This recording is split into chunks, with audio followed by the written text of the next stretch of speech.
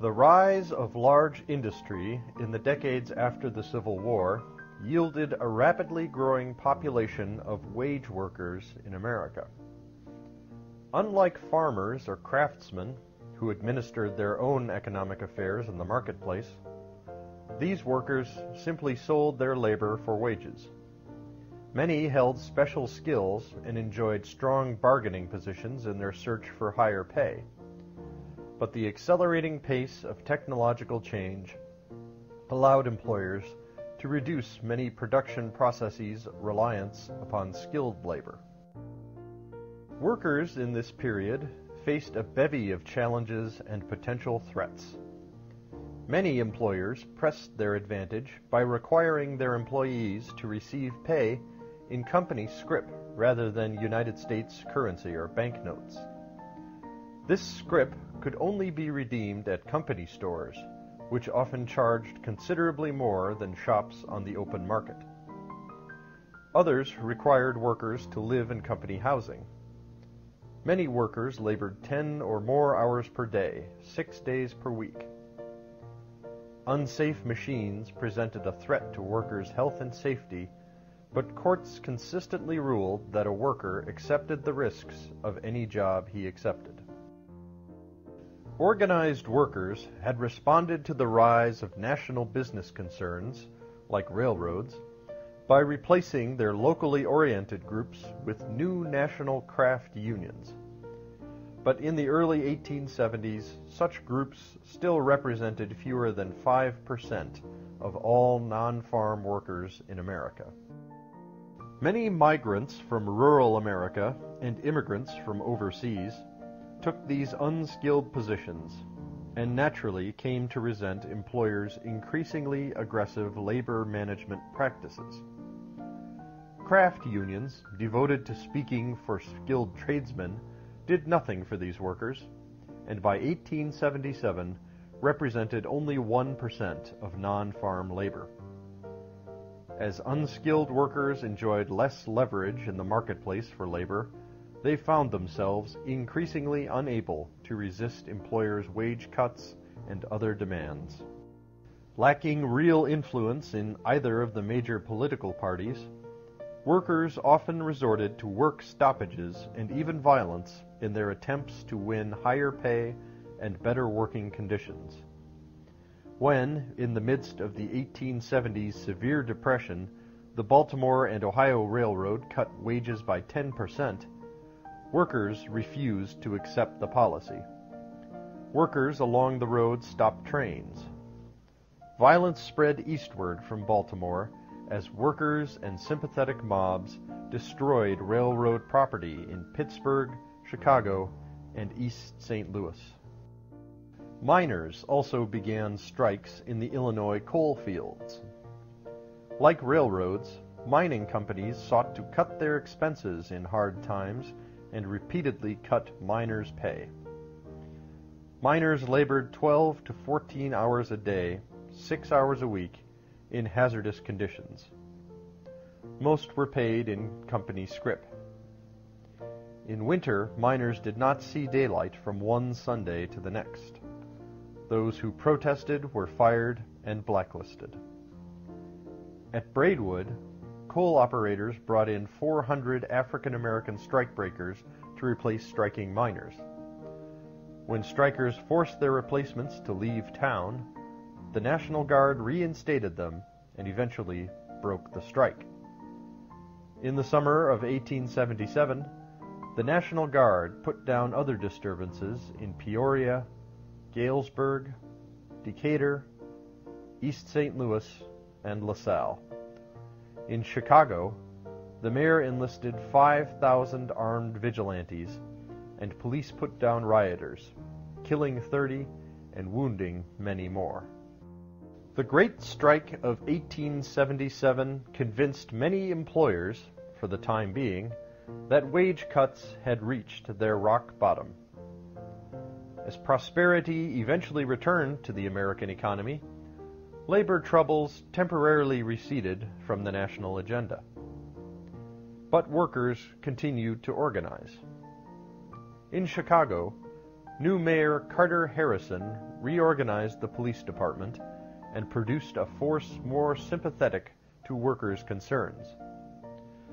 Vocal groups of workers organized as socialists and anarchists, grounding their causes in sophisticated analyses of class relations and the dynamics of industrial society.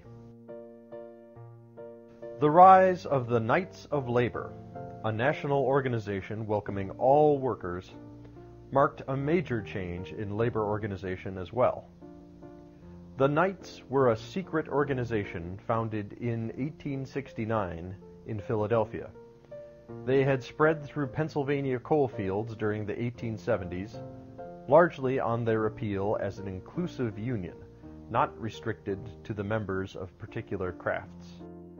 The Knights first emerged in Chicago in 1877, when the city's craftsmen and unions had largely disappeared during unskilled workers' violent clashes with soldiers and police. The Knights' vision of an inclusive union stood in sharp contrast and offered the large numbers of unskilled laborers required by industrial economy with an organization of their own. Bringing workers from diverse industries together, Knights of Labor organizers encouraged them to think of themselves as members of a single working class. In Chicago, the Knights led workers to take up nonviolent boycotts as a means to achieve their goals in public life. The boycott had begun in Ireland, and the Knights' Irish-American leaders adapted it to American conditions. In 1881, labor leaders organized a boycott of a West Side streetcar line after its leaders rejected workers' requests for a pay increase.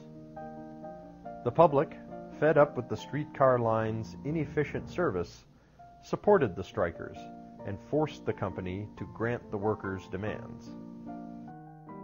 The Knights of Labor stepped into the vacuum caused by the decline of Chicago's socialists, who had enjoyed a brief electoral success, and used the boycott to bring striking workers large community support. These methods promised workers a way to compel their employers to negotiate without violence, bloodshed, or wide public condemnation. Like the socialists, the Knights provided workers with social and cultural activities, and also maintained a city labor bureau matching workers to available jobs. A flood of new members strained the Knights' internal organization and leadership, and compromised their effectiveness, however. As the new members agitated for higher wages, the Knights often failed to deliver their promised benefits. By 1882, however, Chicago employers had identified the Knights as a formidable adversary and began a stiff opposition to the new boycotts. When local tanners went out on an ill-advised strike, they compromised the Knights' devotion to organization and arbitration over work stoppages. When they gave in to united employers, the tanners ushered in non-union shops where union men had once worked. While Chicago labor unions flourished under the protection of a sympathetic city administration, downstate workers faced more difficult conditions. Coal mining remained bitterly hard, dangerous work. In 1883, the state militia broke a miners' strike in Collinsville. Not content to merely put down the work stoppage, the soldiers pursued fleeing strikers across the county line, arresting 20 and killing 1. Not all Chicago workers accepted the Knights of Labor's optimistic vision of progress. In the 1880s, anarchists, outraged at government's long-standing record of intervening in labor disputes on the side of employers, rejected the notion of peaceful negotiation. Many found the notion of using violence to overthrow the oppressive system of employers and government fascinating. While the city's police department had come to tolerate and even tacitly support some workers' strikes, they regularly broke up anarchist meetings and alienated the largely immigrant worker intellectuals. The Chicago anarchists had done nothing but present their arguments in print, however, when the police broke up a peaceful meeting at Haymarket on May 4th, 1886. As the police moved forward, an unknown individual tossed a dynamite bomb into their ranks, killing 4 officers. The police opened fire upon the assembled crowd, killing at least 4 civilians and wounding many more. Law enforcement officials quickly rounded up anarchists who had published their inflammatory opinions and organized the meeting. In a widely publicized trial, 9 men were sentenced to death for the murder of a police officer, and 4 were hanged. 6 years later, Illinois Governor John P. Altgeld pardoned the remaining defendants, ruling that the trial had violated their constitutional rights. By the late 1880s, the railroad baron Jay Gould had broken the Knights of Labor in an ill-fated strike against his southwestern lines. But the railroads gave rise to Chicago's next great labor uprising in the Pullman strike of 1894. Again, a major depression racked the American economy, and railroads demanded wage cuts. George Pullman had made a fortune by building his celebrated, luxurious sleeper cars for passenger lines, and he also demanded that his workers accept lower wages. Pullman had built a well-known industrial community south of Chicago, in which he provided his workers with a full slate of cultural and recreational activities. But Pullman demanded that all of his workers live in his town, barred them from owning their own homes or governing themselves, and charged rents 25% higher than those paid nearby. When Pullman slashed wages, he declined to reduce his workers' rents. They responded by going out on strike. Despite the fact that few Pullman workers belonged to the organization, the American Railway Union supported the strikers by refusing to handle the ubiquitous Pullman cars on the nation's rails. Federal officials leaped to squash the strike with a court injunction and regular army troops, and imprisoned ARU President Eugene Debs for his role in the strike. In the election of 1896, many urban workers rejected William Jennings Bryan's case for an expanded currency and other government intervention on behalf of farmers and workers.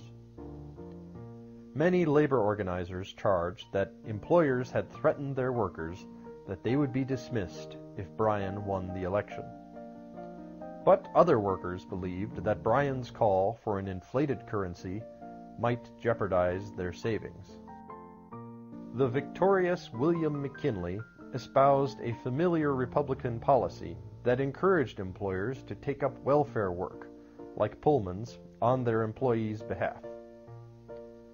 During his tenure, aggressive industrialists and financiers reorganized large sectors of the American economy by building consolidated groups of companies, known as trusts, that slowed the pace of price competition and secured more stable profits. Many trusts came to accept a limited role for labor unions and took up welfare capitalism, but they also continued to emphasize new productive processes and managerial techniques that consistently eroded workers' positions at the bargaining table.